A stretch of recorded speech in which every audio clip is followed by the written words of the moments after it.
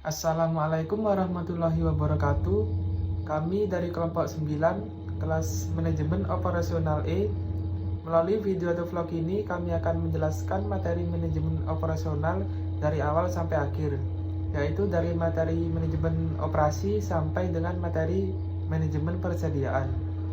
Baik, langsung saja. Yang pertama adalah materi manajemen operasi. Manajemen produksi dan operasi adalah sebuah esensi dari sebuah bisnis untuk memenuhi kebutuhan pelanggan dengan menyediakan barang ataupun jasa. Oleh karena itu, kita sering mendengar adanya pengelompokan usaha atau industri menjadi manufaktur ataupun jasa. Dalam mengoperasikan perusahaan-perusahaan manufaktur maupun jasa tersebut, diperlukan suatu metode cara dan ilmu pengetahuan bagaimana mengelola sumber daya yang kita input dan ditransformasikan menjadi output berupa barang ataupun jasa. Namun yang harus kita ketahui adalah produksi dan operasi sama-sama memberikan nilai tambah bagi sebuah perusahaan. Karena pada dasarnya manajemen produksi dan operasi adalah serangkaian kegiatan yang mengolah faktor-faktor produksi untuk memberikan nilai tambah bagi barang atau jasa melalui proses transformasi atau perubahan bentuk. Ruang lingkup manajemen produksi dan operasi berkaitan dengan konversi dari input menjadi output dengan menggunakan sumber daya tersebut secara efisien dan efektif. Di antaranya adalah pemilihan lokasi, tata letak pabrik, dan penggunaan material, produk dan proses desain, planning, quality control, material management, dan maintenance management. Baik, selanjutnya materi yang kedua adalah strategi operasi. Ada dua tipe dalam pengambilan strategi. Yang pertama itu dengan menggunakan biaya rendah yang ditekan dari biaya produksi, namun tetap menggunakan teknologi yang bagus, tapi biaya tenaga kerja diusahakan rendah dan tingkat persediaannya juga rendah, namun tetap menjaga mutunya. Yang kedua adalah dengan menggunakan strategi invasi dalam menciptakan dan mengenalkan produk baru. Di sini tidak ada masalah dalam harga pemasaran, tetapi adanya fleksibilitas dalam pengenalan produk baru. Selanjutnya ada 3 perumusan strategi operasi. Yang pertama adalah analisis situasi dan strategi perusahaan. Analisis situasi merupakan awal dari proses perumusan strategi. Selain itu, analisis situasi juga diperlukan para manajer strategis untuk menemukan kesesuaian strategis antara peluang eksternal dan kekuatan internal, di samping memperhatikan ancaman eksternal dan kelemahan internal. Yang kedua adalah merumuskan strategi NSW 1, di mana di dalamnya dibagi menjadi 5. Yang pertama ada perumusan strategi fungsional yang membahas tentang kebutuhan pelanggan akan produk atau jasa, kekuatan dan pesaing, lingkungan secara umum, kekuatan dan kelemahan, serta budaya dan sumber daya organisasi.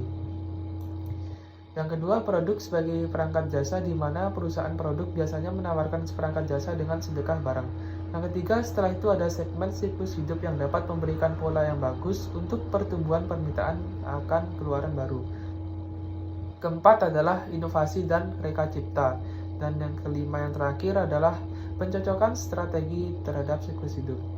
Lalu perumusan strategi yang ketiga itu, yang terakhir adalah kategori strategi dalam bisnis. Materi selanjutnya adalah materi ketiga, yaitu peramalan atau yang disebut dengan forecasting. Peramalan dalam proses produksi merupakan metode atau cara dalam melakukan suatu perencanaan produksi yang relatif efektif dan efisien. Kegiatan peramalan ini sebagai salah satu fungsi bisnis untuk memperkirakan permintaan serta penggunaan produk agar produk-produk tersebut dapat diproduksi dalam jumlah yang tepat. Langkah dasar yang dapat dilakukan dalam membuat peramalan ini ada 2, yaitu yang pertama mengumpulkan data yang relevan dan memilih metode atau cara peramalan yang akan digunakan dalam mengolah data atau informasi yang telah dikumpulkan. Selanjutnya langkah-langkah dalam proses peramalan yaitu diawali dengan penentuan tujuan, lalu pengembangan model, setelah itu pengujian model, selanjutnya penerapan model, dan yang terakhir revisi dan evaluasi. Ada juga kriteria dari peramalan yaitu akurasi, yaitu hasil peramalan diukur secara konsistensi. Hasil peramalan dinyatakan konsisten apabila besarnya kesalahan dari relatif kecil. Lalu biaya yang diperlukan untuk pembuatan suatu peramalan tergantung dari jumlah item yang diramalkan. lamanya periode peramalan dan metode yang digunakan. Dan terakhir yaitu kemudahan, yaitu penggunaan metode peramalan yang sederhana, mudah dibuat dan mudah untuk diaplikasikan akan memberikan keuntungan tentunya bagi perusahaan. Metode peramalan sendiri dibagi menjadi dua, yaitu metode time series dan metode kausal. Metode time series adalah metode peramalan secara kuantitatif dengan menggunakan waktu sebagai dasar peramalan. Untuk membuat suatu peramalan diperlukan data historis permintaan. Teknik peramalan ini diperuntukkan bagi perusahaan jangka pendek. Yang kedua ada metode kausal. Dalam pendekatan ini terdapat satu variabel produksi yang tidak bebas atau dependen atau Y, dan satu atau lebih variabel bebas atau independen atau X yang diasumsikan nilai produksi yang akan diramalkan. Besar kecilnya dipengaruhi oleh beberapa faktor tersebut.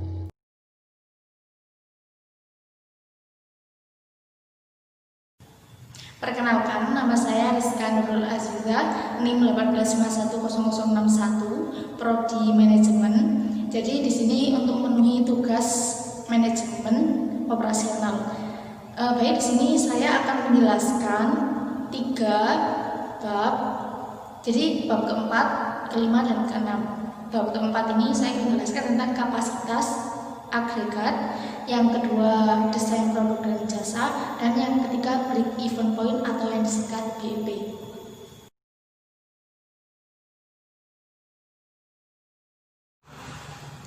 Nah, teman-teman, selanjutnya di sini di bab 4 saya akan menjelaskan tentang perencanaan kapasitas dan agregat.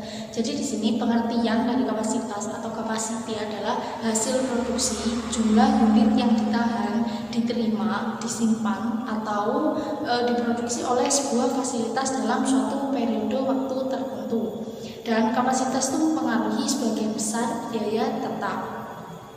Terus selanjutnya tujuan dari perencanaan agregat itu ada 4. Yang pertama, pengumpulan. Jadi pengumpulan ini dia rencana produksi dan staffing dikelompokkan menurut pengelompokan besar, produk-produk yang sejenis, jasa-jasa, unit tenaga kerja maupun unit waktu. Yang kedua ada kelompok produk. Jadi kelompok produk ini perusahaan kan dapat mengelompokkan produk atau jasa ke dalam kelompok-kelompok besar dengan tujuan menghindari detail yang terlalu banyak pada tahap-tahap proses perencanaan. Dan yang ketiga tenaga kerja. Jadi tenaga kerja ini merupakan pengelompokan tenaga kerja melalui beberapa cara. Jadi tergantung dari fleksibilitas tenaga kerjanya dalam perusahaan itu. Terus yang keempat terakhir ada waktu. Jadi waktu ini ialah perencanaan jangka menengah yang memiliki arti antara 3 bulan sampai dengan 18 bulan. Biasanya perencanaan ini dilakukan secara bulanan atau triwulan. Terus dalam perencanaan agregat, rencana produksi itu tidak menguraikan per produk, namun menyangkut beberapa banyak produk yang akan dihasilkan tanpa mempermasalahkan jenis produk tersebut. Kayak contohnya, kan pada perusahaan pembuatan mobil hanya memperhitungkan berapa banyak mobil yang akan dibuat, namun bukan beberapa banyak mobil 2 pintu atau 4 pintu atau berapa banyak mobil yang berwarna merah atau biru. Jadi dia fokusnya hanya memperhitungkan berapa banyak mobil yang akan dibuat.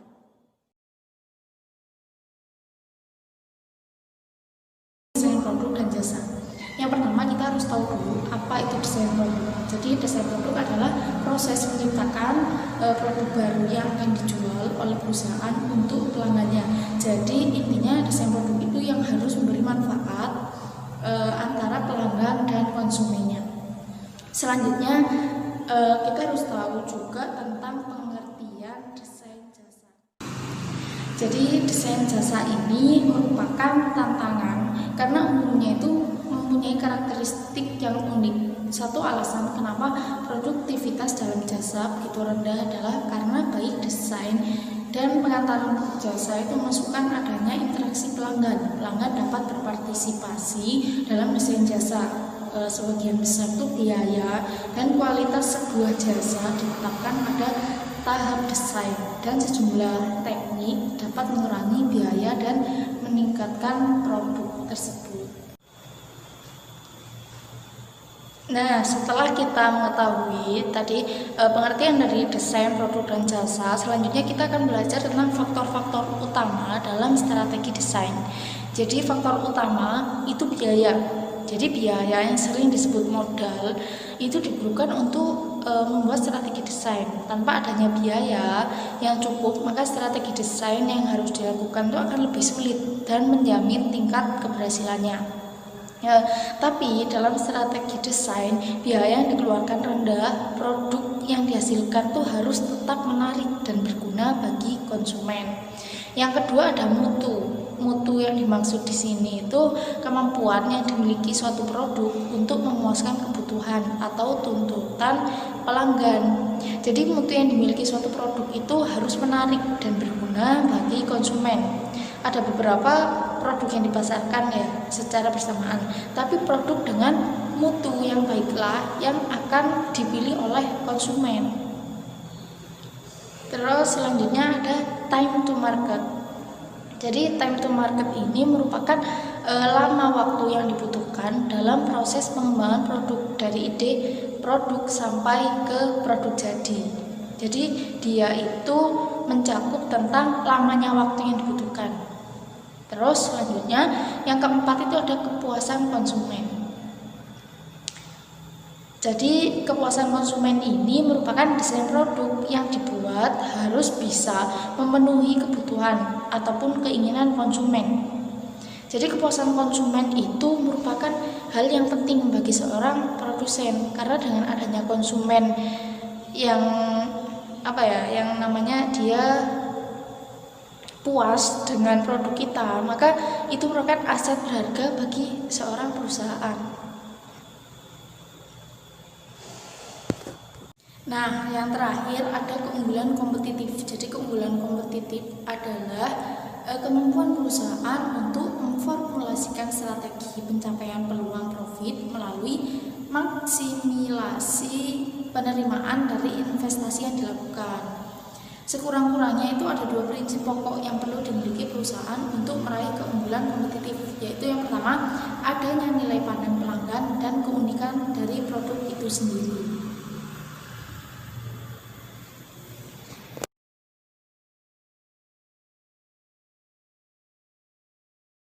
Baik, selanjutnya saya akan menjelaskan tentang break-even point atau yang biasa disingkat BEP. Jadi BEP ini ialah titik impas di mana posisi jumlah pendapatan dan biaya sama atau seimbang sehingga tidak terdapat keuntungan ataupun kerugian dalam suatu perusahaan. Jadi intinya itu yang dimaksud BEP ini adalah suatu keadaan di mana perusahaan tidak mengalami kerugian ataupun keuntungan yang bisa juga disebut dengan pendapatan dan biaya seimbang. Nah, selanjutnya break-even point ini digunakan untuk menganalisis proyeksi sejauh mana banyaknya jumlah unit yang diproduksi atau sebanyak apa uang yang harus diterima untuk mendapatkan titik impas atau kembali modal. Selanjutnya ada komponen penghitungan dasar BEP. Jadi ada tiga. Yang pertama fixed cost, yang kedua variable cost, yang ketiga selling price. Jadi yang pertama ini fixed cost itu komponen ini merupakan biaya yang tetap atau konstan jika adanya tindakan produksi atau meskipun perusahaan tidak berproduksi. Kayak contohnya biaya ini yaitu biaya tenaga kerja, biaya penyusutan, biaya mesin dan lain-lain. Terus yang kedua variable cost. Jadi komponen ini merupakan biaya per unit yang sifatnya dinamis tergantung dari tindakan volume produksinya. Jika produksi yang direncanakan meningkat, berarti variabelnya pasti akan meningkat. Kayak namanya biaya ini itu yaitu biaya bahan baku, biaya listrik dan lain-lain. Yang terakhir ada selling price. Itu komponen ini adalah harga jual per unit barang atau jasa yang telah diproduksi.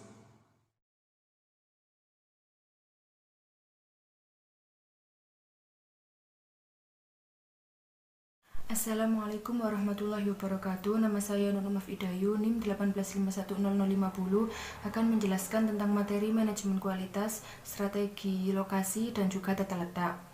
Yang pertama yaitu manajemen kualitas. Manajemen kualitas atau manajemen kualitas terpadu didefinisikan sebagai suatu cara untuk meningkatkan performasi secara terus-menerus pada setiap level operasi atau proses dalam setiap area fungsional dari suatu organisasi dengan menggunakan semua sumber daya manusia dan modal yang tersedia. Kemudian yaitu manfaat kualitas produk. Yang pertama menurunkan biaya, yang kedua meningkatkan reputasi perusahaan, meningkatkan pangsa pasar, dan mewujudkan kualitas yang dirasakan pesaing.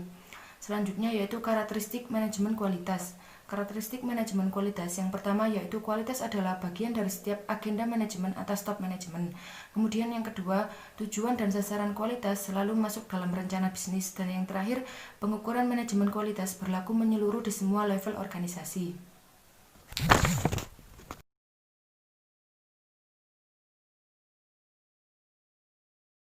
Kemudian materi selanjutnya yaitu strategi lokasi. Strategi lokasi adalah suatu rencana yang digunakan perusahaan dalam bisnis untuk memaksimalkan manfaat lokasi bagi perusahaan. Di dalam strategi lokasi, penentuan lokasi dapat mempengaruhi biaya dan menentukan penghasilan. Lokasi sepenuhnya memiliki kekuatan yang membuat atau menghancurkan strategi bisnis perusahaan. Selanjutnya yaitu faktor yang mempengaruhi strategi lokasi yaitu 1. Produktivitas tenaga kerja, risiko nilai tukar dan mata uang, biaya-biaya, sikap, dan juga kedekatan dengan pemasok dan kedekatan dengan pesaing. Selanjutnya yaitu metode yang dapat digunakan dalam strategi lokasi yaitu 1. Metode pemeringkatan, 2. Pusat titik berat, dan yang terakhir metode transportasi. Selanjutnya tujuan dari strategi lokasi yaitu untuk pelayanan konsumen, mendapatkan bahan mentah dengan mudah dan dengan harga yang relatif rendah. Kemudian kemudahan dalam mendapatkan tenaga kerja, dan yang terakhir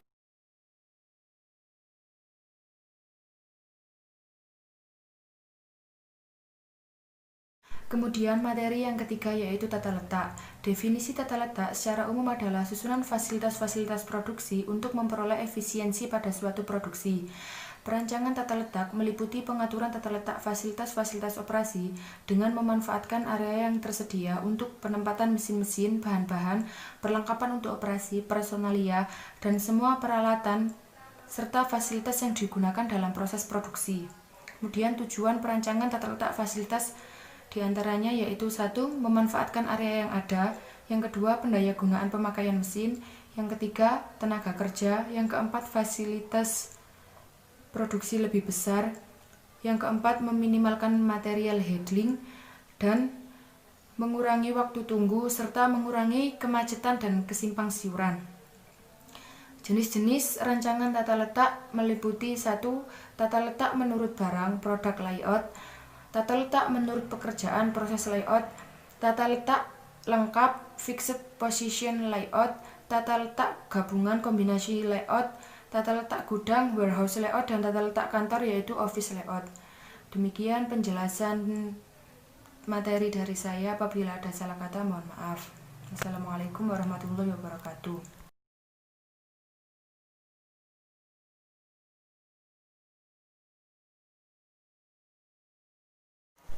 Assalamualaikum warahmatullahi wabarakatuh. Saya Erina Susanti, NIM 185100067. Di sini saya akan menjelaskan tentang bab 10 mengenai sumber daya manusia dalam manajemen operasional. Langsung saja. Manajemen sumber daya manusia yaitu mempersiapkan, terstruktur, mengatur, dan melacak akuisisi. Dibuat, diberi kompensasi, terintegrasi, dipertahankan, dan dikelola untuk mencapai tujuan organisasi. Rekrutmen, pemeliharaan, dan pertumbuhan adalah tahapan implementasinya. Peran MSDM meliputi menyiapkan tenaga kerja, pengembangan tenaga kerja, penilaian prestasi kerja, kompensasi, retensi, dan relokasi.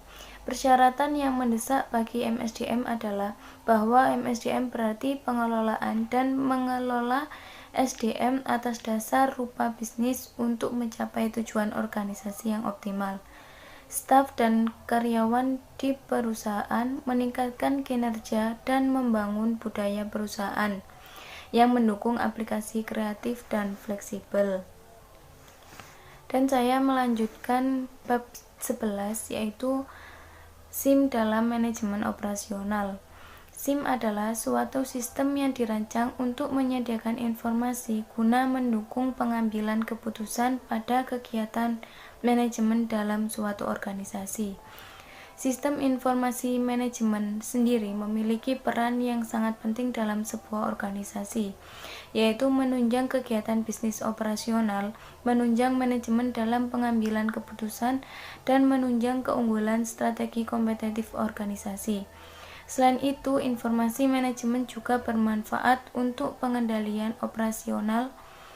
Pengendalian operasional sendiri merupakan proses pemantapan agar kegiatan operasional dilaksanakan secara efektif dan efisien dengan menggunakan prosedur dan aturan keputusan yang sudah ditentukan terlebih dahulu.